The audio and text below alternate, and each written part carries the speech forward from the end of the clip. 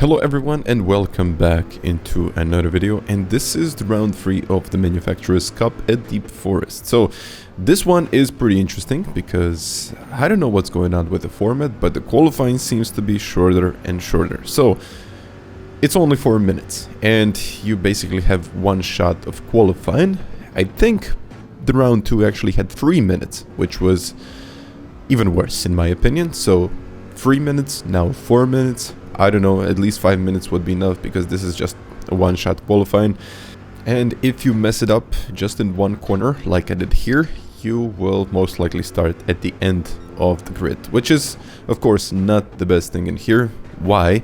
Because this is a slipstream race, and if you get out of the slipstream and if you start fighting with someone in the field, you will most likely lose a couple of seconds during this whole race. And a couple of seconds here is actually quite significant because the gaps are usually about 2/10. So I think the whole field was just in about, I think it was less than a second, like the whole field. So it's pretty interesting.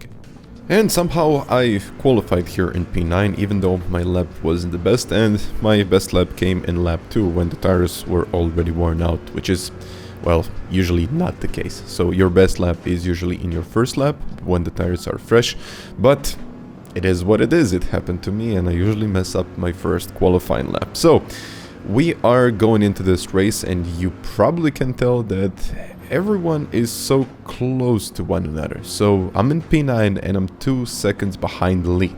So the top 10 is less 3 seconds or less than 3 seconds from the lead, which is quite interesting.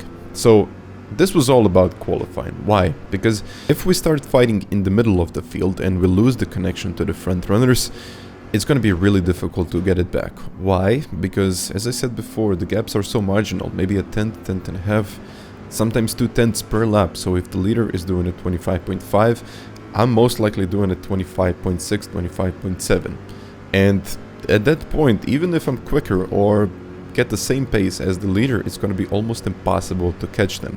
So yeah, qualifying was pretty important, and undercuts seem to be quite interesting once again, because with the undercut you can actually do quite a lot of work if your car can eventually do it. So here it was the second lap. I mean, it was a slight nudge here and the things really started kicking off. And again, pretty much everything that I explained before this is coming into effect. As you probably can tell, the leaders have their own business. They're just at the front. They don't want to bother with fighting too much. They just want to keep the pace and they just want to remain in that place. They don't want to fight, because why fight if you're leading? And if you're like in the first 3 positions, there is no point of eventually going for a move or anything like that before lap 15, 16. So you just want to maintain your pace, you don't want to make mistakes, and in general you want to minimize time loss, and that's the most important part. Because now you can probably tell it's getting pretty interesting. A couple of penalties in front of me, and it was usually this hairpin where the things got even more interesting, so to say. So it was really difficult not to hit someone in front of you, so you had to brake a little bit before, which once again proved to be difficult over 20 laps because a lot of cars in the hairpin, which is usually a very slow corner, it does not seem like a plan. And Iceman in front of me, I decided to give him a little nudge because there was no point of fighting now at this point. Why? Again, because if we lose the connection now, we will not get it back. We will most definitely not get back into the field. And Tutu, I think he made a little mistake right there, which allowed me to get 1 place in this race. So it was from P9 to P7, 1 penalty and 1 little mistake, I believe. And I was once again with the top, well, I'm gonna say the top 6, which is good in my opinion, but the race is pretty long, so you never really know what can happen in this race. So about the 4 GT in front of me, this car was incredibly quick in the straight line, but the BMW wasn't, so it was really difficult for him to keep up. In the middle section you can keep up, but then when you get under the straight, there is really nothing much that you can do. I mean, if you have the slipstream you can defend, but if you don't have the slipstream, there is no way that you can defend that move. So it was up to P6 and my race was actually looking pretty good. Then the 4th Peter decided to pit. And why was this so bad for me? Because my tires couldn't do 16, sorry, not 16, couldn't do 6 and 14. They couldn't do 14 laps on the softs. There is no way that my car could have done 14 laps on those tires. My car can do about 12. And this is where I lost the connection to the front guys. So I was just in about, less than a second to the guys in front, but now I just completely lost it and I dropped down to P9 once again. Why? Because my car is definitely not good on tires. I should have pitted maybe 1 lap earlier, but then the rest of the race would just be slower. So in this case, I was just waiting for something like this to happen, and then it finally did. So Peter made a little mistake, which I thought was going to be a good thing for me. I mean, apparently it wasn't a good thing for him, because he made a mistake. But then he had dirty tires, and that Ford GT wasn't exactly the quickest car in this middle section. It was actually pretty slow now. But then, as you're getting onto the straight, this car is incredibly quick. So even if you're in the slipstream, there is almost no way that you can overtake this car on the straight. It was close to impossible, and even here he made a little mistake by going slightly too soon to the apex, going slightly too wide, and then once again we started losing the connection to the guys at the front. So I decided, you know what, I'm gonna give him a little nudge, but then maybe he's got damage, maybe he's not as quick as I thought he would be, and I decided to go for it, but then you will see the big difference now. So 4 GT on the straight, and we also got the Italian behind, 5th gear up to 6th gear, and then you can see I'm in the slipstream. I'm pretty close, but I'm not gaining much. Until this point, I start gaining, but nothing. He just pulls away again. So I kind of wanted to send it here, still wanted to give him some space, because I mean, of course, you have to leave the space. And that's a famous quote, by the way. Yeah, you probably know about it. In general, 4 GT once again was able to defend the move and was able to keep his P7. And I thought at this point, I mean, we're losing the connection to the guys at the front. And there is no point, I mean, there is really no point of now starting to push and go for that P7, because when we got onto the straight, I'm just gonna lose it once again. So let's just stay behind them. Let's see what I can do in this one, and let's just maintain this position. But it was again really difficult to maintain this position, because everyone wants to go up. I mean, no one wants to go down. No one really wants to maintain their position at this point, because it's already P8 up to P9 and lap 11, so it's pretty difficult that you will eventually do something this late in the race. So unless something really big happens at the front, which is usually not the case in these lobbies.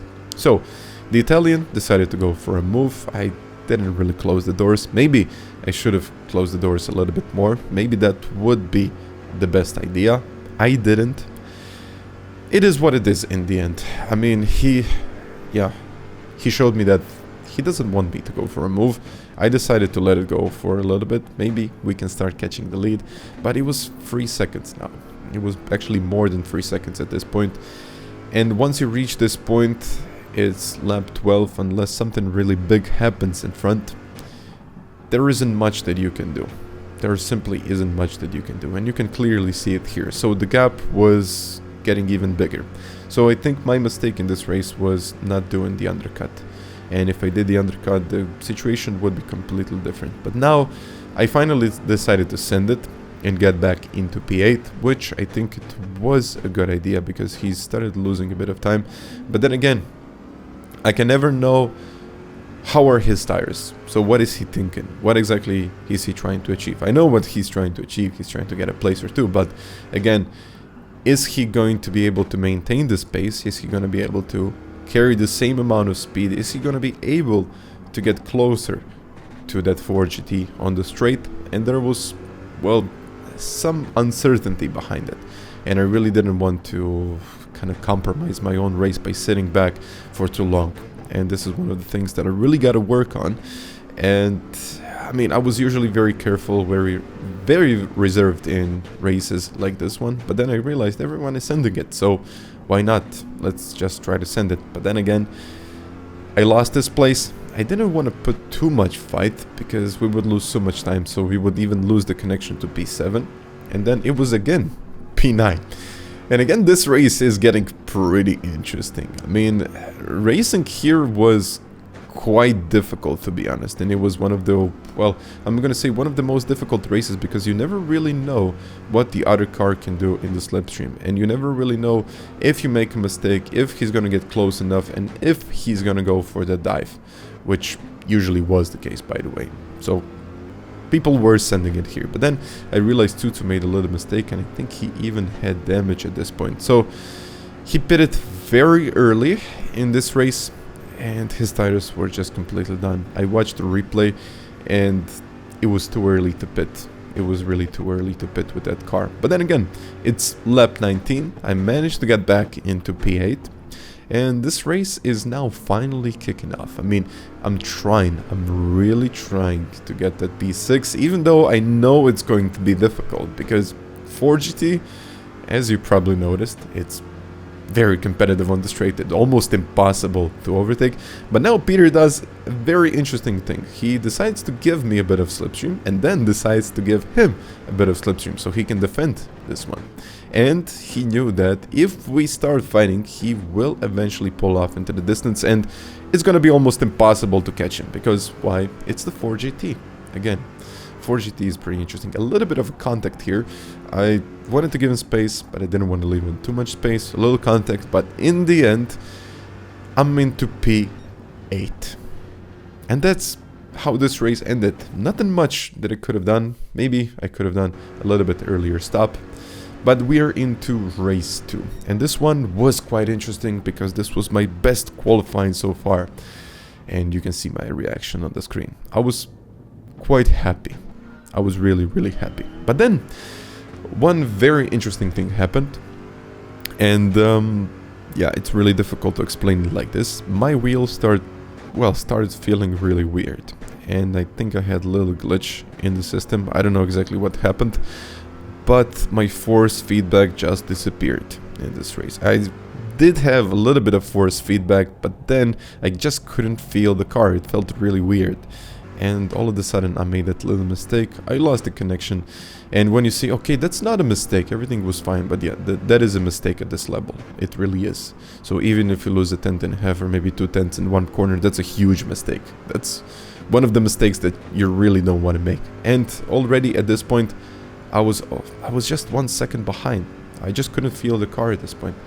I mean, some guys in the chat suggested that I can try to press the pause button, but I tried a couple of times actually in my previous races, but it didn't work. So you have to completely reboot the base and see if that works. It usually does work, but you cannot reboot the base in the race. It doesn't work. So I was left out with, well, interesting force feedback features. I just couldn't feel the car.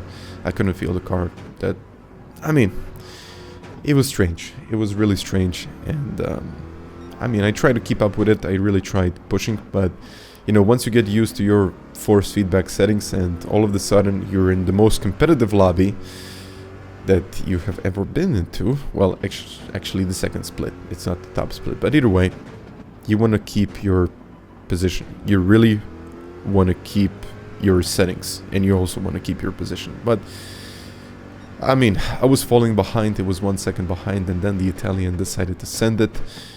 I mean, he was quicker. To be honest with you, he was really quick. I mean, I did a really good qualifying session, but unfortunately, I just couldn't keep up in the race.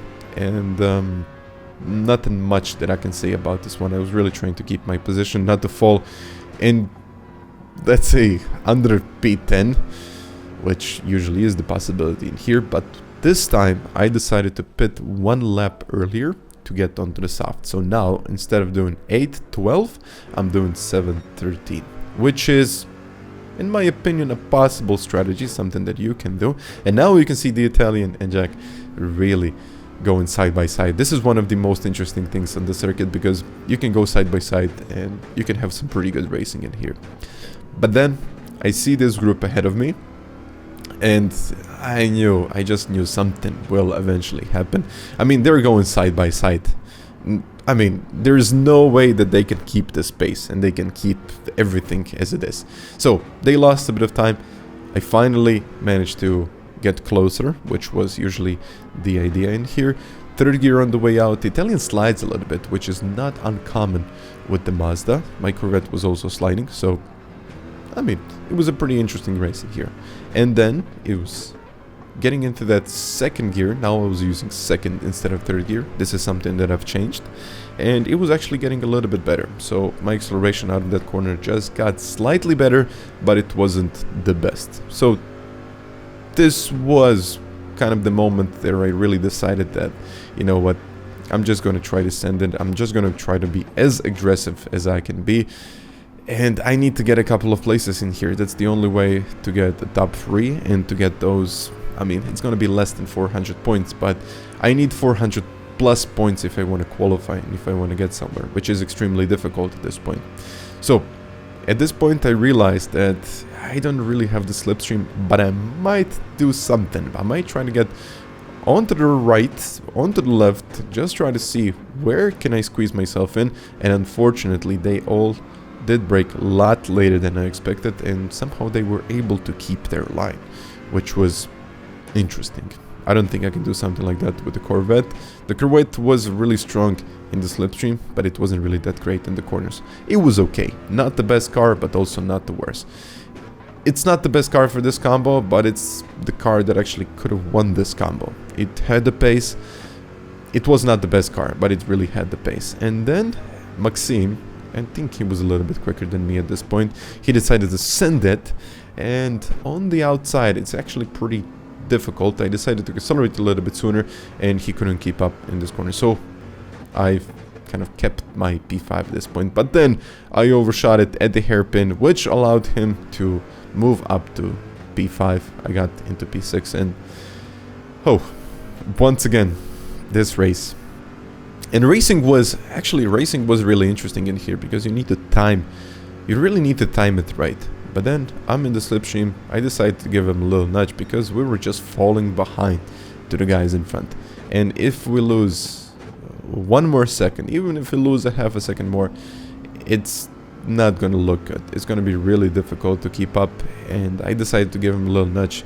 I thought, okay, maybe if he's quicker, maybe we can get closer to the guys in front.